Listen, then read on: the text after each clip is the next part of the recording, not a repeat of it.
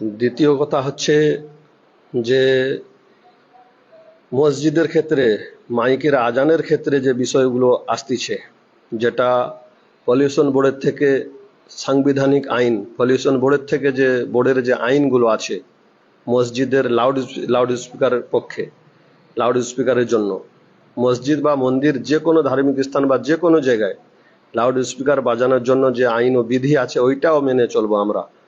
ধরেন কোনো মসজিদে বা কোনো মন্দিরে মাইক লাগানো আছে, এমনভাবে আজান দিই যেন কারো কষ্ট না হয়, সাউন্ডকে কমিয়ে রাখি। সাংবিধানিক আইন যেটা আছে সাউন্ড, পলিউশন বোর্ডের সাইটে, পলিউশন বোর্ডের তরফে যেটা বলা হয়, যেটা লেখাও আছে যে সকাল 6টা থেকে নিয়ে রাত 10টা পর্যন্ত একটা লিমিটেড বাজাতে পারে, লিমিটেড, ওর বেশি কিন্তু নয়, ওই লিমিটেড বাজাতে পারে।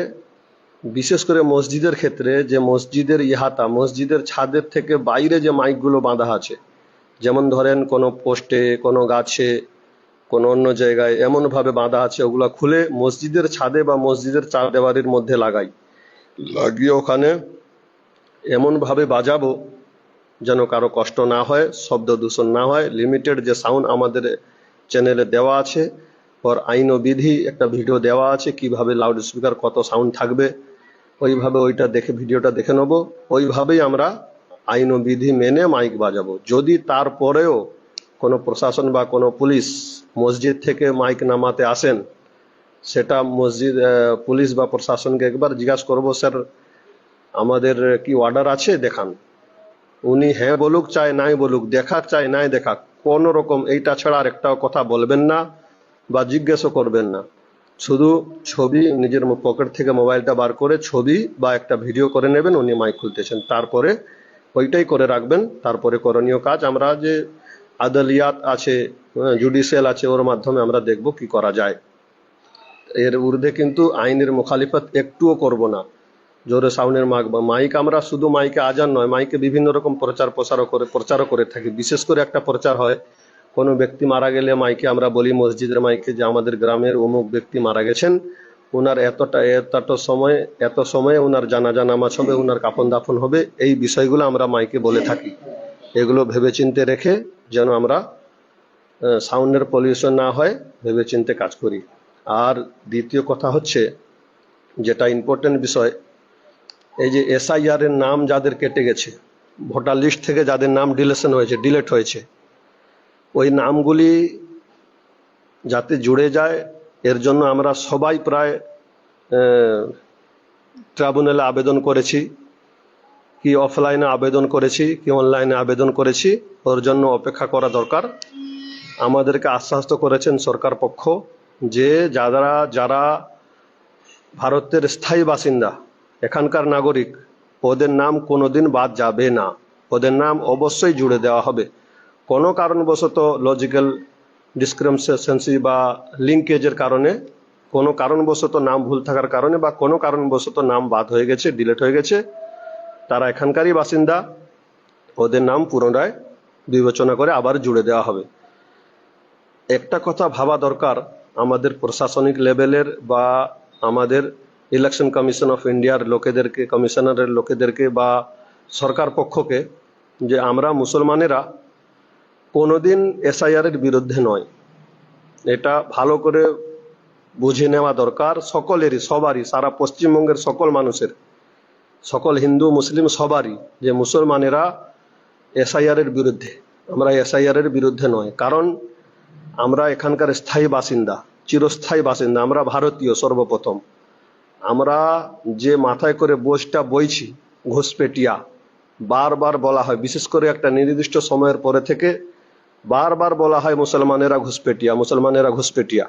এই যে একটা বোঝা, এই যে একটা অপবাদ, এই অপবাদটা আমরা মাথায় করে বয়ে নিয়ে চলছি যে আমরা ঘুষপেটিয়া, আমাদেরকে ঘুষপেটিয়া বলা হয় বারবার। আমরা কিন্তু ঘুষপেটিয়া নয়, আমরা এখানকারই বাসিন্দা। কিন্তু যারা, আমরা তো বয়ে নিচ্ছি মাথায় করে আমরা ঘুষপেটিয়া, কিন্তু এই কথাটা আমাদের ছেলেপুলেদেরকে, আমাদের আইন্দা নসলকে যেন বইতে না হয় ঘুষপেটিয়া। ওই জন্য আপনারা যেভাবে ইলেকশন কমিশন অফ ইন্ডিয়া বা সরকার যেভাবে দেখতে চাইছেন সেইভাবে দেখে নেন, যেভাবে ডকুমেন্টস চাইছেন ওইভাবেই ডকুমেন্টস দেখে নেন। হ্যাঁ, যেমন আমার বাবা সাইদুল ইসলাম, ওর বাবা ইসমাইল, ওর বাবা নিমাজি, ওর বাবা আব্দুল্লাহ। এইভাবে করে ইংরেজের আমল থেকে আমাদের ডকুমেন্টস আছে, জমির জায়গা দলিল আছে। হ্যাঁ, সে যখন থেকে ভোটার লিস্ট সর্বপ্রথম ভোট শুরু হয় তখন থেকেই ভোটার লিস্টে নাম আছে, আমার দাদুর বাবার নাম আছে। সেই সব ডকুমেন্টস আমরা দেখিয়েওছি, আলহামদুলিল্লাহ আমাদের নাম ডিলেশন হয়ও নি, কিন্তু আমাদের একটা আত্মীয় স্বজনের নাম কয়েকজনের বাদ গেছে, যারা আমাদের ব্লাড রিলেশন, আমাদেরই বংশের। বাদ গেলেও কোনো কারণবশত ভুল নাম থাকার জন্য যে কেউ বাংলাদেশি হয়ে যাবে এটা হতেই পারে না।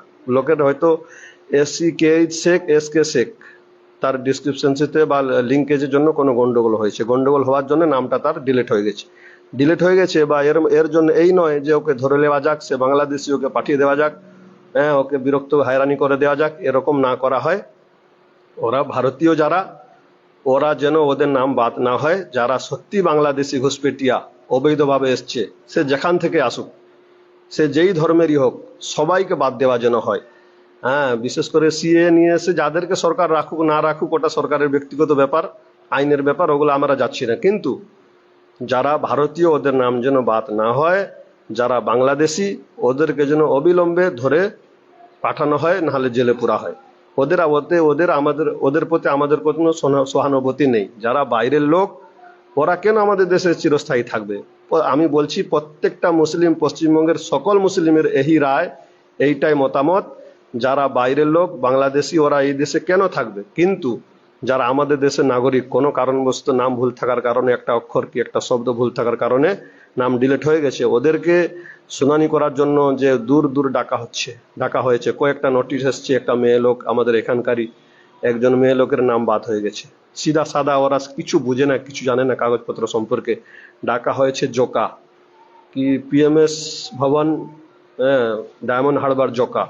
অত দূরে যাবে, কি কাগজ নিয়ে যাবে, অত কিছুই জানে না, কিভাবে যাবে অত দূরে। ওই জন্য সরকারকে এটা ভাবা দরকার, বা ইলেকশন কমিশনকে এটা ভাবা দরকার যে প্রতিটি জেলায় যেন হিয়ারিং এর অফিস করা হয়, এগুলো একটু ভেবেচিন্তে কাজ করা হয়। আমরা বাংলাদেশিদের সহানুভূতি নয়, বাংলাদেশকে তাড়িয়ে দেওয়া হোক বাংলাদেশিদেরকে, কিন্তু না, ভারতীয় নাগরিক যারা, ওদের জন্য হয়রানি বা ওদের জন্য নাম বাদ না হয়, এটা অনুরোধ।